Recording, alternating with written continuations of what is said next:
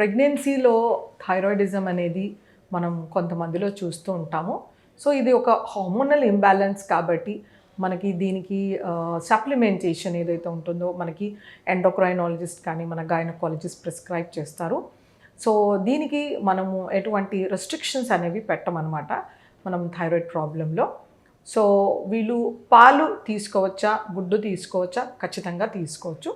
పాలలో మనకి రకరకాల వైటమిన్స్, మినరల్స్, తర్వాత హెల్దీ ఫ్యాట్స్ లభిస్తాయి. ఎక్సలెంట్ ప్రోటీన్ లభిస్తుంది అనమాట. మనకి ఎముకలకి కావాల్సిన కాల్షియం, ఫాస్ఫరస్ రేషియో అనేది ఎక్సలెంట్గా లభిస్తుంది.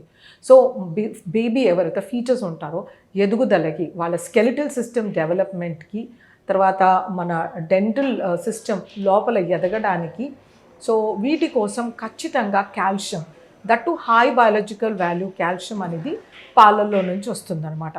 సో వీళ్ళు సమృద్ధిగా పాల ఉత్పత్తులు, పెరుగు, మజ్జిగ ఇలాంటివి తీసుకోవచ్చు. అలాగే కోడిగుడ్డు అనేది ఒక excellent high biological value protein.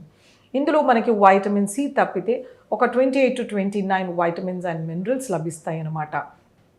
So baby retina development కోసం కావాల్సిన వైటమిన్ ఏ లభిస్తుంది. అలాగే ఇందులో కాల్షియం బాగా ఉంటుంది, ప్రోటీన్, మీడియం చైన్ ట్రైగ్లిజరైడ్స్, కొంతమేరకు ఒమేగా 3 ఫ్యాటీ యాసిడ్స్. మీరు ఎటువంటి వైటమిన్, మినరల్ కావాలనుకున్నా మీకు ఖచ్చితంగా ఈ ఎగ్లో దొరుకుతుంది. సో ప్రెగ్నెంట్ లేడీస్ ప్రతిరోజు ఒక బాయిల్డ్ ఎగ్ తీసుకుంటే కనుక వాళ్ళకు ఎంతో మేలు చేస్తుందన్నమాట. సో ఈ థైరాయిడ్లో ఎటువంటి రెస్ట్రిక్షన్స్ అనేది మనం యూజువల్గా చెయ్యము. కాకపోతే cabbage, cauliflower, Brussels sprouts, broccoli, ఈ 4 క్రూసిఫెరస్ ఫ్యామిలీ వెజిటేబుల్స్ని మనం బాగా బాయిల్ చేసి ఆర్ కుక్ చేసి తీసుకుంటే కనుక వీటిలో ఉంటే గైట్రోజన్స్ అనేవి సప్రెస్ అయిపోతాయి. మనం రాగా తీసుకున్నప్పుడు మనకు ఆ గైట్రోజన్స్ అనేవి ఉండడం వలన మన థైరోక్సిన్ సప్లిమెంటేషన్ శరీరానికి అబ్జార్బ్ అవ్వకుండా వెళ్ళిపోతుంది అనమాట. అలాగే సోయా ప్రోడక్ట్స్ ఏవైతే ఉంటాయో, soya meal maker, soya milk, soya flower, soya tofu, ఇలాంటివి కొద్ది మోతాదులో తీసుకోవాలి. కొంతమంది లాక్టోస్ ఇంటాలరెన్స్ ఉన్న వాళ్ళు సోయా మిల్క్ పైన డిపెండ్ అవుతూ ఉంటారు. అలా కాకుండా తక్కువ మోతాదులో తీసుకోవడము, ఆర్ మీల్ మేకర్ కర్రీ కానీ గ్రాన్యూల్స్ చేసినప్పుడు కొద్ది మోతాదులో తీసుకోవడం చాలా శ్రేష్టం. ఎందుకంటే వీటిల్లో కూడా యాంటీ న్యూట్రిషనల్ ఫ్యాక్టర్స్ ఉంటాయి.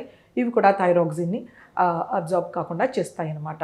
అలాగే మనము ప్రాసెస్డ్ ఫుడ్స్ ఇలాంటివి అవాయిడ్ చేస్తూ మన వెయిట్ కంట్రోల్లో ఉంచుకుంటూ బేబీ గ్రోత్ డెవలప్మెంట్ కొంచెం మంచి ఆహారం తీసుకుంటే కనుక మనం థైరాయిడ్ని కూడా మనం కంట్రోల్లో చేసుకోవచ్చు.